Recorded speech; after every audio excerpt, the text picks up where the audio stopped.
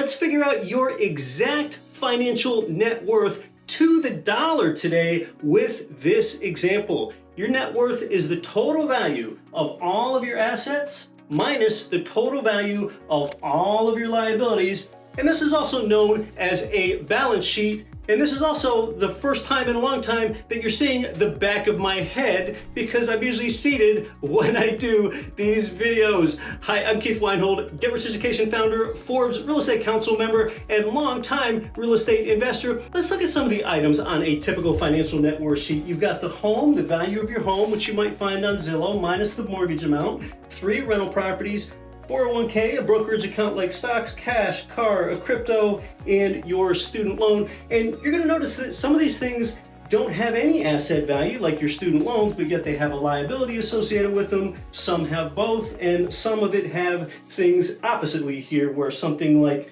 cash doesn't have any liability against it, for example. Now, what are some other things that might be on your financial net worth sheet before we total these up? And then we're going to have some great takeaways from totaling up your financial worth. You might have, say, $8,000 worth of furniture in your home and then no debt against it. That would be on here. Also, you might have something like credit card debt, where it's going to have 0 value, but you will have some sort of liability against it. So whether something is depreciating in value, like a car, or appreciating in value, like hopefully your home or your brokerage account, yes, those items are still on your financial net worth sheet. If it has value, or if there's a liability against it, it's going to be on your net worth sheet. Now, let's leave this for a moment before we come back to it and add this up, all right? Just forget about this for a moment. Let's say you hear about a man out on the street, and all that you know about this man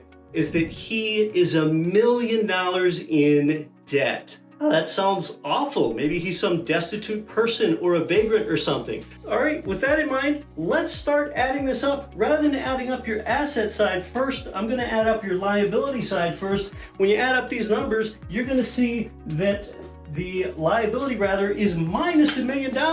Okay, this portfolio is a portfolio of a person $1 million in debt. That might be the man on the street. Let's add up the other side and take the difference of those two numbers to come up with the net worth. Okay, the total value of all of the assets here is $2.1 million. All right, so you got $2.1 million in assets minus $1 million in debt. The net worth is $1.1 million.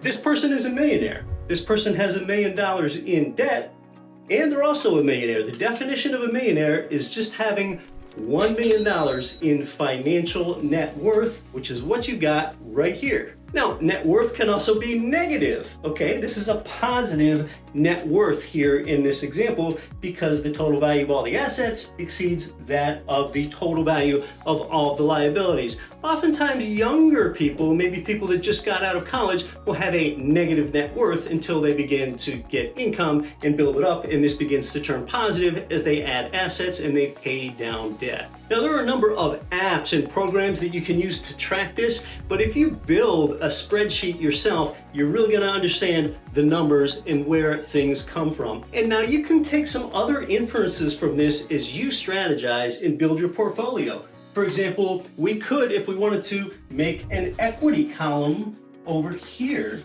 and add on to the net worth statement. Your equity in your home is the value minus the debt. So the equity in this home is $200K.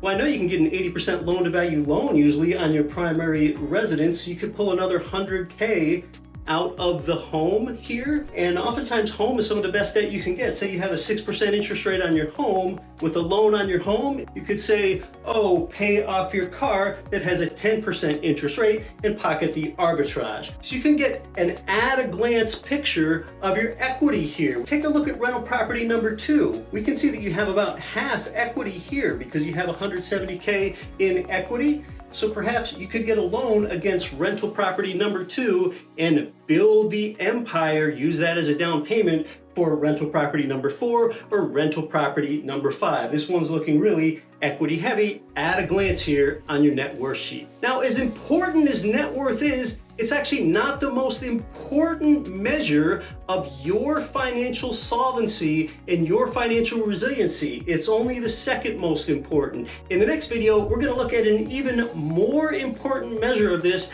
as we continue with our Explained series, as I really simply break down concepts like I just broke down net worth today. So if you want to see more of the Explained series here, where we break down these financial concepts and real estate concepts, if you're not subscribed to the channel, be sure when you subscribe to also hit that little notification bell. That's the only way that you'll be ensured of seeing the next video. I'm Keith Weinhold. Thanks for joining me on our Explained series. You can watch this one next.